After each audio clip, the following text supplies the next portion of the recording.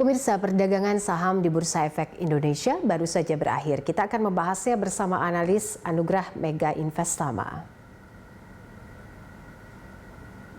Untuk membahas bagaimana pergerakan IHSG sepanjang hari ini, kami sudah terhubung bersama Hans Kueh, Direktur Anugrah Mega Investama. Pak Hans, terima kasih sudah bergabung bersama kami di Closing Market. Kita lihat hari ini IHSG ditutup penguat di 0,28% di level 6.200. Anda melihatnya apa saja sentimen yang bergerak di bursa hari ini? Ya, sebenarnya pasar dari pagi itu dibuka menguat tetapi langsung turun ke zona merah. Tetapi sesudah itu bergerak menguat tetapi relatif terbatas ya. Pasar cenderung berhati-hati karena kita lihat ada peningkatan yield obligasi Amerika, tetapi mulai ada koreksi sedikit yield tersebut gitu. Jadi mulai ada tekanan turun di yield gitu. Nah, kalau kita lihat sebenarnya yang tercermin oleh pasar ini adalah pasar menantikan karena diperkirakan Kongres Amerika ingin mengesahkan paket stimulus fiskal Amerika sebelum Februari berakhir gitu. Nah, memang ini saat ini masuk ke Kongres dan menanti apakah mereka akan melewatkan mengesahkan paket tersebut tanpa dukungan dari Partai Republik atau melewati voting gitu ya. Jadi hampir pasti paket tersebut akan bisa disahkan. Tapi akibat dari kemungkinan paket tersebut disahkan adalah ekspektasi orang bahwa ekonomi Amerika akan segera pulih. Bila ekonomi Amerika segera pulih, ini akan mendorong inflasi naik. Nah, inflasi naik ini akan menyebabkan bunga di jangka panjang itu bergerak naik ke atas. Oleh karena itu kita melihat terjadi peningkatan yield obligasi Amerika gitu. Nah, ini yang mempengaruhi pasar. Selain itu pasar juga menanti bagaimana respon Federal Reserve malam ini, Chairman Federal Reserve gitu, Jerome Powell, bagaimana respon dia terhadap potensi kenaikan inflasi dan kenaikan yield 10 years government bond dari Amerika sendiri. Oke, kalau kita lihat ini prospek IHSG kalau di breakdown sedikit dari awal Februari hingga misalnya nanti di akhir pekan ini seperti apa Pak Hans? Sentimen apa saja yang harus diwaspadai? Terlebih soal sentimen bagaimana penanganan COVID-19 dari sisi global sendiri. Anda melihatnya seperti apa nanti? Ya, memang kalau kita lihat pasar itu kalau dari awal tahun sempat sampai 6.500 ya, kemudian dari tengah Januari itu pasar udah bergerak turun cukup dalam ke bawah gitu. Tapi mulai naik lagi di Februari gitu ya, biarpun kelihatan sebenarnya pasar saham kita agak stuck ya. Mungkin ini pergerakan ini cenderung akan sedikit konsolidasi sampai dengan di Februari akhir gitu ya, jadi agak sedikit konsolidasi. Faktor utama yang sangat diperhatikan pasar pertama adalah ternyata ada tren positif penurunan kasus COVID-19 di dunia, bukan cuma di Indonesia, tetapi di dunia terjadi penurunan. Bahkan di Amerika itu puncaknya di Januari, kemudian turun tajam sekali gitu. Di Eropa juga mengalami hal yang sama. Nah, di Indonesia memang sedikit terlambat. Kita baru menunjukkan tren penurunan itu di Februari awal gitu ya, melakukan tren penurunan.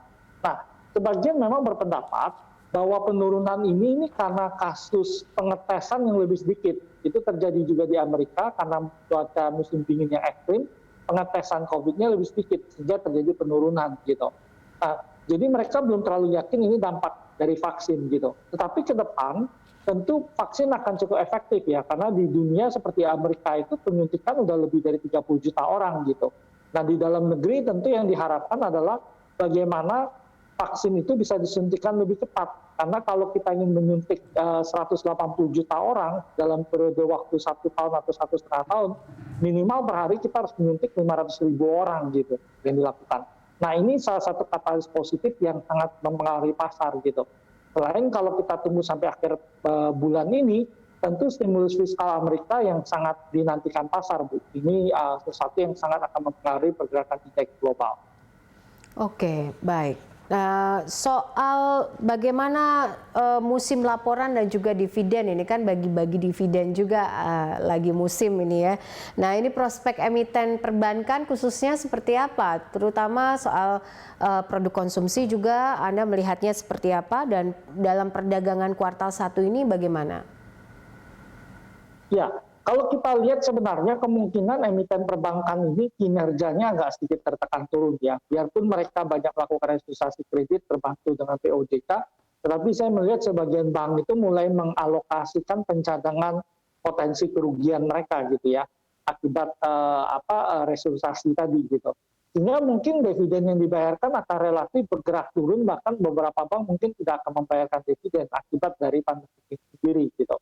Kemudian kalau kita lihat sektor konsumer ini masih bagus, tetapi memang di seluruh dunia trennya memang berubah gitu ya. Mereka mulai bergerak ke saham yang lebih cyclical, yang akan banyak terbantu bila pandemik segera berlalu gitu. Jadi kalau kita lihat itu yang menyebabkan saham consumer good kita nggak terlalu bergerak naik gitu ya, itu cenderung agak tertekan turun ke bawah gitu beberapa saat ini, karena selama ini adalah defensive stock yang nggak turun banyak, karena orang mulai ekspektasi ekonomi akan segera pulih, vaksin akan cukup efektif menanggulangi pandemik gitu, ini yang akan menyebabkan saham-saham di luar consumer good itu lebih diburu gitu. Oke, nah soal insentif misalnya, pemerintah kan memberikan royalti insentif batubara 0% ini ya. Nah seperti apa reaksi pasar dan bagaimana prospeknya terhadap emiten batubara dan komoditi? Kalau kita lihat sebenarnya ini udah terjadi dari tahun lalu ya, ketika Undang-Undang Cipta Lapangan Kerja disahkan, itu salah satu yang dibahas adalah insentif 0% ya yang diberikan gitu ya kepada emiten batubara yang melakukan kegiatan hilirisasi batubara gitu. Jadi mereka yang punya bisnis hilirisasi itu akan mendapatkan insentif dari pemerintah gitu. Nah, kalau kita lihat sebenarnya nggak semua emiten punya bisnis hilirisasi gitu. Pemerintah melihat bahwa kalau kita cuma ekspor batubara mentah, ini nilai tambahnya bagi Indonesia relatif lebih rendah gitu. Sehingga mereka ingin mendorong supaya perusahaan-perusahaan batubara ini melakukan kegiatan hilirisasi gitu. Ada yang dirubah jadi LPG ini sendiri gitu ya. Jadi ini tujuannya untuk meningkatkan nilai tambah gitu. Beberapa emiten yang mendapatkan keuntungan dari ini kita lihat ada PTBA gitu ya. Ini karena dia udah ada bisnis hilirisasi. Kemudian dari yang swasta kita kenal ada Bumi Resources gitu ya. Kemudian kalau kita lihat ada lagi Adaro gitu ya, lewat anak usahanya juga melakukan hal yang sama. Kemudian Indika, kemudian ITMG ya, ini beberapa emiten yang mendapatkan insentif atau keuntungan dari disahkannya aturan ini gitu. Jadi emiten ini berpotensi diuntungkan. Selain itu beberapa perusahaan besar riset di luar negeri ya, termasuk JP Morgan, memprediksikan pasar akan memasuki grand super cycle kenaikan harga komoditas gitu. Nah, kalau kita lihat super cycle komoditas itu terakhir terjadi di 2012, kemudian mereka bergerak turun harga komoditas. Sudah 8 tahun lebih, bahkan 9 tahun, diperkirakan setelah pandemik berlalu, ekonomi dunia akan mendorong harga komoditas bergerak naik ya, karena pemulihan ekonomi yang kuat gitu. Memang ini berdampak pada naiknya inflasi, tetapi ini akan menyebabkan super cycle kenaikan komoditas kembali gitu. Nah ini juga menyebabkan komoditas bisa jadi pilihan kita di tahun. Oke, soal kebijakan moneter The Fed, ini kan juga kebijakan global yang memang harus dilihat sentimennya seperti apa, mempengaruhi ekspektasi pasar. Ya, jadi kalau kita lihat Fed ini sangat penting ya kebijakannya. Pertama kan kalau kita lihat tadi kita udah bicara yield gitu, bagaimana orang melihat ekonomi Amerika akan baik, inflasi akan bergerak naik gitu. Memang di Amerika terpecah ekonomi di sana. Ada yang bilang inflasi akan naik, ada yang bilang waktu pandemik seorang takut semua dengan deflasi. Kenapa sekarang bicara inflasi yang tinggi gitu. Nah, tetapi ini akan mempengaruhi kita menantikan bagaimana testimoni Jerome Powell sendiri di depan parlemen Amerika gitu. Apakah dia akan mengubah sikapnya atau tetap dovish di pasar gitu ya. Tetapi sebagian berpendapat dia akan tetap mengatakan bahwa dia akan mempertahankan bunga tetap rendah dan mentoleransi inflasi di atas 2% gitu. Karena mereka kan sekarang udah merubah kebijakan dia, jadi dia pakai rata-rata gitu. Jadi inflasinya nggak nyentuh 2% dia langsung naikin bunga, tapi dia memakai rata-rata. Jadi harus beberapa periode tertentu 2% lebih baru dia mulai berpikir untuk naikin bunga gitu. Nah, yang kedua tetapi yang cukup penting adalah bagaimana dengan kebijakan quantitative easing-nya Federal Reserve sendiri gitu. Apakah nanti pertemuan malam ini Jerome Powell akan menyampaikan sesuatu terkait itu, ini juga cukup penting gitu ya, karena saat ini dia melakukan pembelian obligasi sampai 120 miliar US dollar gitu, dilakukan setiap bulan gitu. Nah, dikhawatirkan kalau inflasi bisa tinggi, kemudian pemulihan ekonomi Amerika cepat, ini dia akan mengurangi jumlah pembelian obligasi tersebut gitu. Nah, ini yang dinantikan pasar ya, yang cukup mempengaruhi pergerakan pasar sendiri. Oke. Baik, untuk esok seperti apa prediksi IHSG dan berada di level support dan resisten berapa Pak Hans? Ya, kalau kita lihat untuk besok sendiri, kita perkirakan indeks ini berpotensi masih bergerak menguat gitu ya. Biarpun memang kalau kita perkirakan penguatan indeks ini relatif mulai agak terbatas ya pergerakannya gitu. Nah, untuk base level esok sendiri kalau kita lihat support indeks itu bergerak, sebentar saya lihat ini,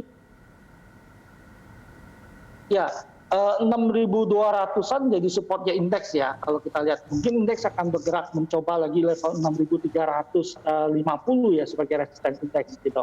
Karena memang kalau kita lihat, saya pikir Jerome Powell akan lebih pro dengan pasar gitu ya.